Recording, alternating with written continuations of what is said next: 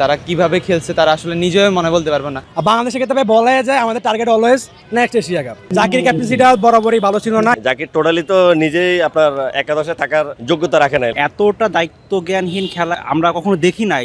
আজকে ম্যাচটা আপনার চোখে কোথায় হারলো? ম্যাচটা কোথায় হারলো, বাজে ব্যাটিং বলা চলে।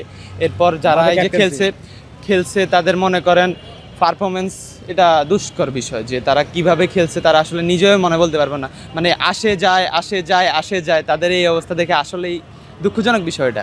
সাইফ হাসানের যে এতবার জীবন পাইলো, তার ব্যাটার কিছু আমরা আশা করছিলাম। সে বারবারই ক্যাচ মিসিং হচ্ছে, জীবন পাচ্ছে, বাট উনি আমাদের আসানোর কোনো ফল দিতে পারতেছে না।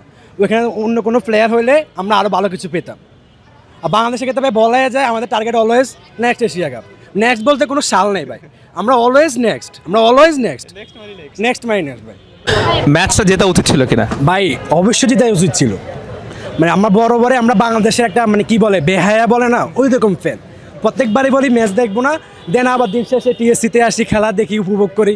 ম্যাচ জিততে তো আনন্দ শেষ নাই, ঠকলে তো ব্যথা নিয়ে যাইতে হয়। গেছে ম্যাচে কি একটা অবস্থা, আমার হার্টের সমস্যা, এমনিতে আরও সমস্যা বেড়ে গেছে। আজকে আসলে জাকিরের ক্যাপ্টেন্সি নিয়ে কি বলবেন? জাকির ক্যাপ্টেন্সিটা বরাবরই ভালো ছিল না। এখানে জাকিরের যে কিপিংয়ে ছিল, ওইখানে সোয়ান আরও ভালো করতো। ওই একটা ক্যাচ ছাড়ছে, এটা গুরুত্বপূর্ণ ক্যাচ ছিল। দেন আছে এখানে ধরেন সোয়ান আরও ভালো করতো। জাকিরকে এখানে যায় না জাকিরের সাথে ক্যাপ্টেন্সিটা। জাকির তো টোটালি নিজেই পারবে না। জাকির টোটালি তো নিজেই আপনার একাদশে থাকার যোগ্যতা রাখে নাই লাস্ট 3 মাসের যে পারফরমেন্স। তো সেই হিসাবে সে কীভাবে ক্যাপ্টেন, সে তো ক্যাপ্টেন হওয়ার দূরে থাকে, আগে তো দলে জায়গা পায় না। সেক্ষেত্রে অন্য একটা প্লেয়ার নিতে পারতো।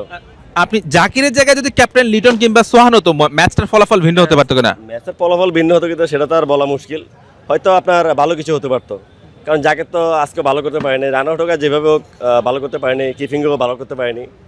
তারপর বাংলাদেশ যেভাবে শুরু করছে, পরে তো রানটা আপনার চেপে ধরছে, কিন্তু ইজিলি ম্যাচটা জিতে যেত। আপনার ইজিলি সাইফ হাসানকে যদি কেউ চাপড় দিতে পারতো 2-1 তাহলে অনায়াসে ম্যাচটা জিতে যেত।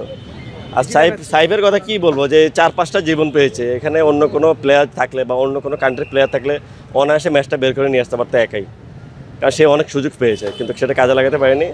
আর শামীম পাটোয়ারিকে নিয়ে আসলে কিছু বলার নেই। তারপর তাওহিদ হৃদয়কে এই সময় এভাবে এই শর্ট খেলে আউট হওয়া একবারে অনুচিত।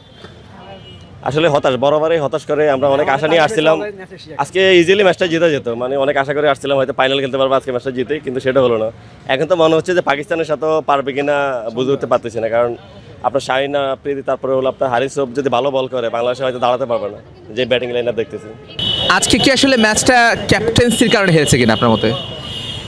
অ্যাকচুয়ালি ক্যাপ্টেন্সি তো বটেই, আরও ওভারঅল যদি আপনি কালেকটিভ পারফরমেন্স দেখেন তো সেক্ষেত্রেও বড় একটা ব্যর্থতা ছিল। সব থেকে যে ব্যাপারটা হয়েছে, প্রত্যেকটা প্লেয়ার আসছেই মূলত মনে হচ্ছে যে একটি করে ওভার খেলবে আর তারা আউট হয়ে চলে যাবে।